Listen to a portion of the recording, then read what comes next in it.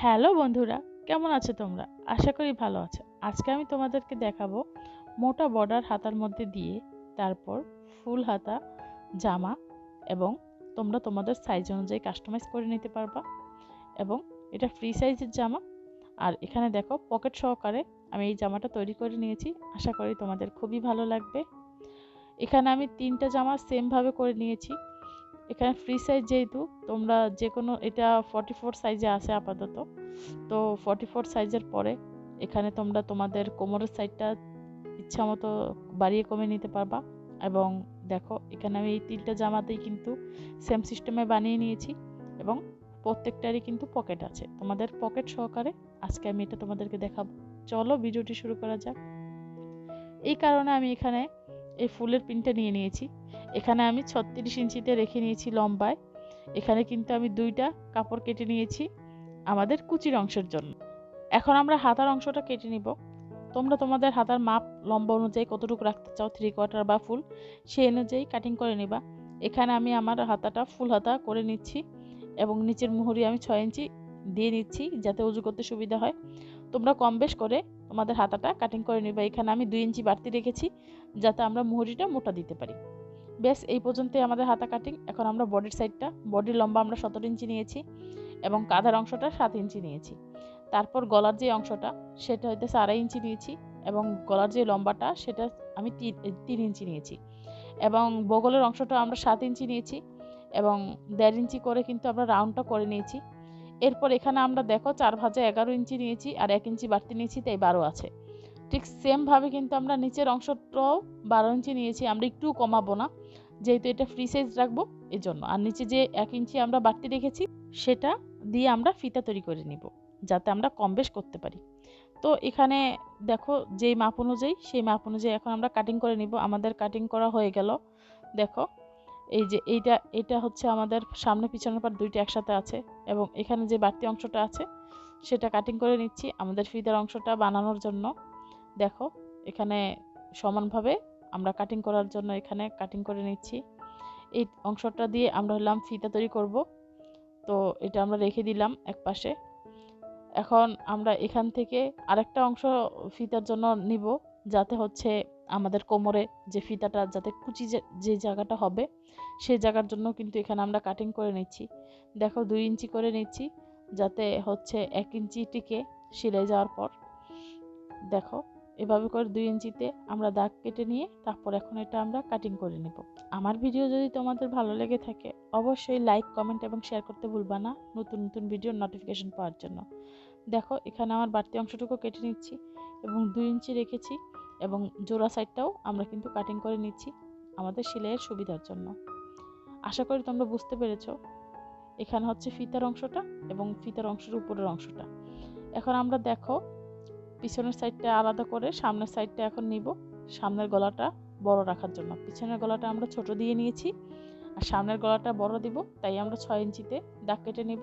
এবং পিছনের গলাটা ঠিক যেভাবে কেটেছি এই 6 ইঞ্চি থেকে পিছনের গলা অনুযায়ী এখন আমরা এই দাগটা মিলিয়ে দিব, সেই অনুযায়ী আমরা কাটিংটা করে নেব। আশা করি তোমাদের কোনো বুঝতে অসুবিধা হয়নি। আমি এখানে 6 ইঞ্চি রেখেছি আমার গলা। তোমাদের গলার মাপ অনুযায়ী ছোট বড় তোমরা কাস্টমাইজ করে নিতে পারো এখানে। আর এখানে বগলের যে অংশটা আছে সেখানে তালপাটটা আমরা কাটিং করে নিব, যাতে আমাদের যখন আমরা জামাটা তৈরি করে পরব তখন যাতে এই যে এখানে বগলের নিচে কুঁচকে না থাকে। তাহলে আমাদের ফুল কাটিং করা হয়ে গেল। এখন আমরা কি করব, সেলাইতে চলে যাব। এখন আমরা একটা কাপড় নিয়ে নিয়েছি, কাপড়ের উপরে এখন আমরা আরেকটা কাপড় বসিয়ে নিব, মানে সামনের অংশটা সেটা বসিয়ে এখন গলার সাইডটা কিন্তু সেলাই করে নিব। আমি আমার আগের অনেক ভিডিওতে গলার পট্টি কিভাবে সেলাই করতে হয় সেটা দেখিয়ে দিয়েছি। এমনিতেই ভিডিও বড় হয়ে গেছে, তাই আমি তোমাদেরকে গলার পট্টি কিভাবে সেলাই করতে হয় এবং কাটিং করতে হয় সেটা একদম ভালোভাবে দেখিয়ে দিতে পারিনি। তো যেহেতু ভিডিও বড় হয়ে গেছে তাই তোমরা অবশ্যই আমাকে একটু ক্ষমা দৃষ্টিতে দেখবা, কারণ আমি একটা জিনিস শিখাতে চেয়েছি, সেটা যদি না বুঝাই তাহলে তো সমস্যা। এখন আমি যেই পাটটা সেলাই করছি সেটা হচ্ছে সামনের যেই অংশটা আছে, ফিতা যেই দিক দিয়ে ঢুকবে আর কি, সেই অংশটা সেলাই করার জন্য আমি এভাবে জোড়া দিয়ে নিচ্ছি। দেখো তোমরা এভাবে করে কিন্তু আমরা অল্প একটু ফাঁকা রেখে 2 সাইডে সেলাই করে নিয়েছি। এখন আমরা মাঝখানে 2 সাইডে 2টা পাট নিয়ে মাঝে যে অংশটা আছে ফাঁকা অংশটা দুই সাইডে কিন্তু এখন সেলাই করে এটা সুন্দরভাবে তৈরি করে নিব, যাতে আমাদের সেলাই করার সময় কোনো অসুবিধা না হয় এবং ফিতাটা এর মাঝে দিয়ে বের হয়ে যেতে পারে। আমার ভিডিওতে যদি কোনো ভুল হয়ে থাকে অবশ্যই তোমরা ক্ষমার দৃষ্টিতে দেখবা, আর অবশ্যই কমেন্টের মাধ্যমে জানাবা, আমি সেটা তোমাদেরকে বুঝিয়ে দেওয়ার চেষ্টা করব। তোমাদের কমেন্ট আমার খুবই ভালো লাগে। দেখো আমাদের সেলাইটা এভাবে করে আমরা করে নিয়েছি, আর মাঝে এভাবে ফাঁক আছে, এদিক দিয়ে আমরা ফিতাটা বের করে নিব। আশা করি বুঝতে পেরেছো। এখন যে সামনের পাটটা আমরা সেলাই করলাম সেটা দেখো, গলার পট্টি সেলাই করা শেষ, এবং এটার একদম মাঝ বরাবর কিন্তু আমরা এই ফিতার অংশটা রাখবো, যাতে এই ফিতাটা এই মাঝ বরাবর বের হতে পারে। তো সেই মাপ অনুযায়ী রেখে এখন আমরা কিন্তু সেলাইটা করে নিব।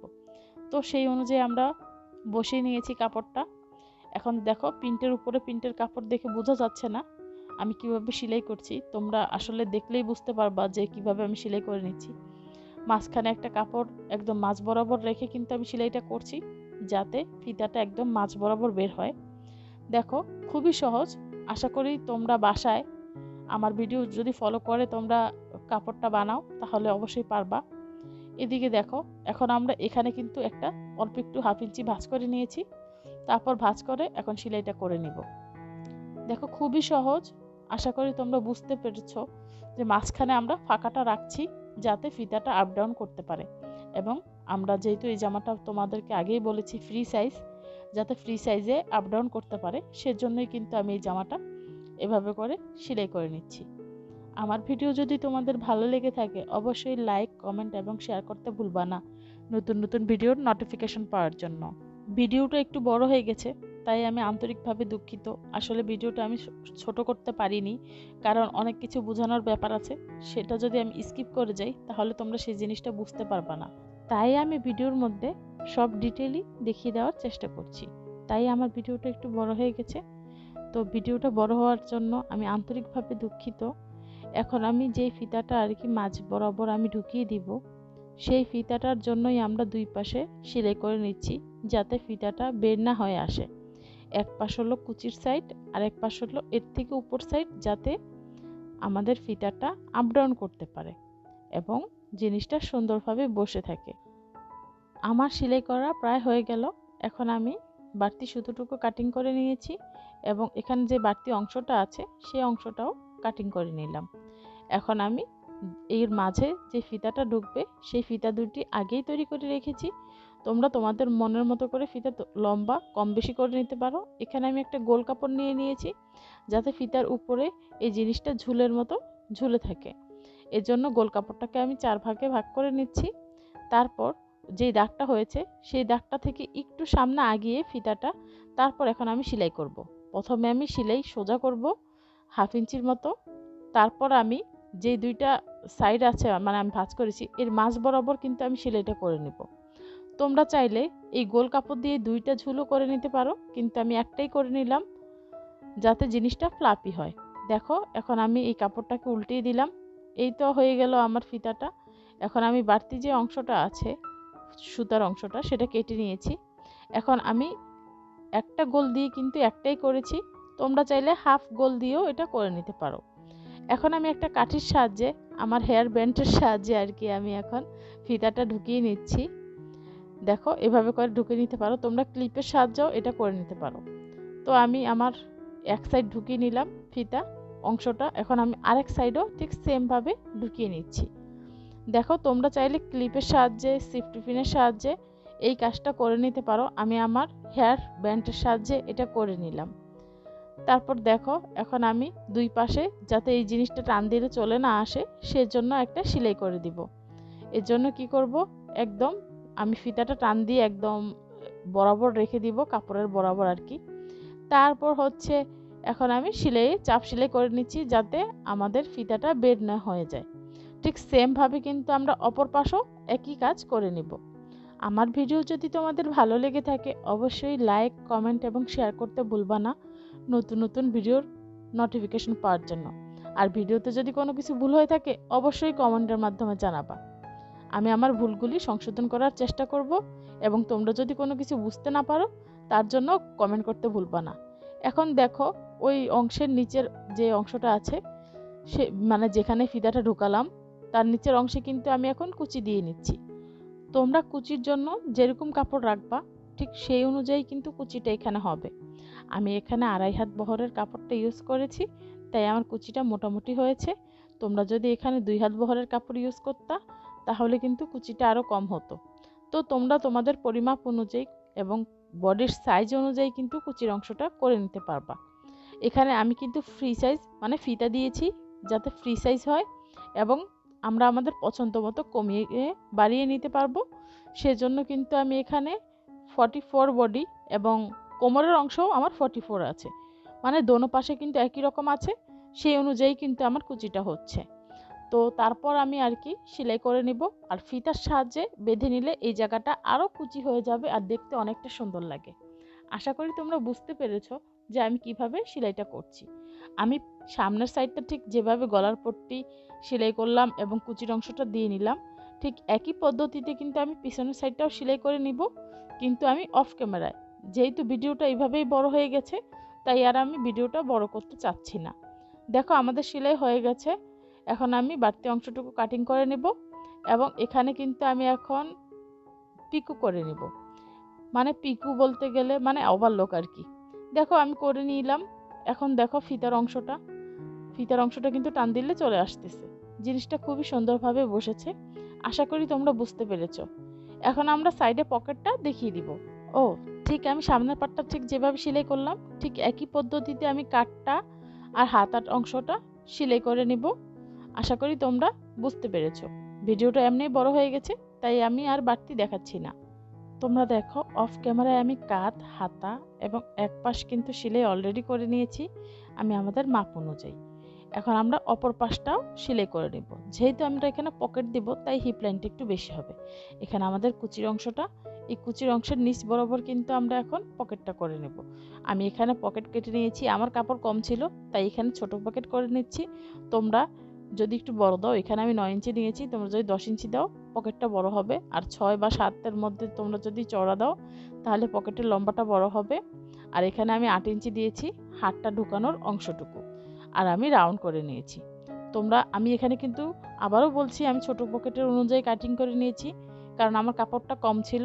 তোমরা চাইলে বড় কাপড়ের মাপ অনুযায়ী মানে বড় পকেটের মাপ অনুযায়ী বড় মানে একটু বাড়িয়ে বাড়িয়ে নিলেই পকেটটা বড় হয়ে যাবে, কিন্তু বসানোর সিস্টেম কিন্তু একই। তাই দেখো আমি কোমরের অংশ থেকে নিচের অংশ পর্যন্ত মানে 1 ইঞ্চি নিচে আমি এখন সেলাইটা করে নিচ্ছি। এখানে আমি পকেটটা সেলাই করছি, তোমরা দেখতে পাচ্ছ ভাও আর ভাও মানে সোজা পাশ দুইটা একসাথে আছে আর উল্টা পাশ দুই দিকে আছে।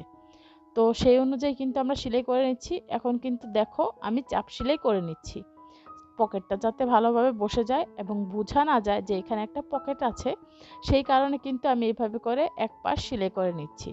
আমার ভিডিও যদি তোমাদের ভালো লেগে থাকে অবশ্যই লাইক, কমেন্ট এবং শেয়ার করতে ভুলবা না। এখানে দেখো আমি এখানে এখন পিকো করে নিচ্ছি যাতে ওভারলক আর কি, যাতে আমাদের জিনিসটা ছুটে না আসে, সুন্দরভাবে বসে যায়। আমাদের ওভারলক করাও শেষ হয়ে গেল। ঠিক এখানে আমি যেভাবে পকেটটা বানিয়ে নিয়েছি ঠিক অপর পাশেও কিন্তু আমি এখন একই পদ্ধতিতে এখানে এই অংশটুকু সেলাই করে নেব। তো আশা করি বুঝতে পেরেছো আমি ঠিক কিভাবে সেলাই করছি। তাও তোমাদের বোঝার সুবিধার জন্য আমি একটু দেখিয়ে দিচ্ছি। ভিডিওটা অলরেডি অনেক বড় হয়ে গিয়েছে। আমি চেষ্টা করছি যে তোমাদেরকে আমি কম কম মানে করো দেখানোর জন্য, কিন্তু কি করব, সব কিছু যদি ভালোভাবে দেখানো লাগে তাহলে তো কিছু করার নাই, ভিডিও তো বড় হবেই। তোমরা প্লিজ একটু ক্ষমা দৃষ্টিতে দেখবা, আমার ভিডিওটা একটু বড় হয়ে গেছে। আর এদিকে দেখো আমি এখন আরেক পাশও সেলাই করে নিচ্ছি। দেখো প্রথমে যেহেতু ওভারলকটা ছিল তাই ওভারলকটা করে নিলাম, তারপরে কিন্তু আমি সেলাইটা করছি 1 ইঞ্চি দূরত্ব রেখে।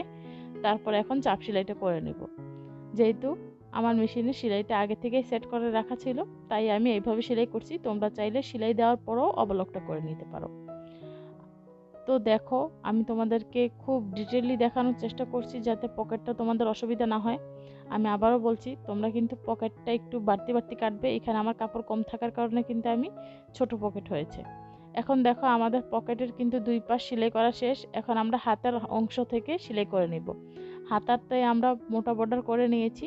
তারপর এখন আমরা হাতের মুহুরির মাপ অনুযায়ী আমি 6 ইঞ্চি রেখেছি যাতে উজু করতে সুবিধা হয়, সেই অনুযায়ী রেখে তারপর হচ্ছে আমি চাপ সেলাই দিয়ে নিলাম, আর 1 ইঞ্চি বরাবর করে গিয়ে গিয়ে কিন্তু আমরা সেলাইটা শেষ করব। আমার ভিডিও যদি তোমাদের ভালো লেগে থাকে অবশ্যই লাইক, কমেন্ট এবং শেয়ার করতে ভুলবা না। আর যদি কিছু বুঝতে অসুবিধা হয়ে থাকে অবশ্যই কমেন্টের মাধ্যমে জানাবা, আমি তোমাদের সকল কমেন্টের অ্যান্সার দেওয়ার চেষ্টা করব। আমি অফ ক্যামেরায় হাতাটা সেলাই করে রেখেছিলাম, সেটা যদি তোমরা বুঝতে না পারো তো সেই অনুযায়ী আমাকে কমেন্ট করতে পারো। আমি তোমাদেরকে পরবর্তীতে হাতা লাগানোর একটা আলাদা ভিডিও দিয়ে দিব। আর তোমরা চাইলে আমার চ্যানেলটা ঘুরে দেখতে পারো, সেখানে আমার অলরেডি অনেকগুলি ভিডিও আছে যে হাতা কিভাবে আমি লাগিয়েছি। এখানে দেখো আমরা কোমরের কাছে চলে এসেছি, যে জায়গাটাতে কুচির অংশটা আছে ঠিক একদম পকেটের 2 পাশ যেভাবে সেলাই করেছি ঠিক তার একদম বরাবর আমরা চলে যাব। দেখো আমরা ঠিক সেই বরাবর চলে গিয়েছি। এখন কিন্তু আমরা ইউটার্ন নিয়ে এখন আমরা একটু ঘুরে যাব, তারপরে ঘুরিয়ে পকেটের চারোদিকে একদম 1/2 ইঞ্চি রেখে রেখে কিন্তু আমরা সেলাইটা করে নেব। আশা করি তোমরা বুঝতে পেরেছো।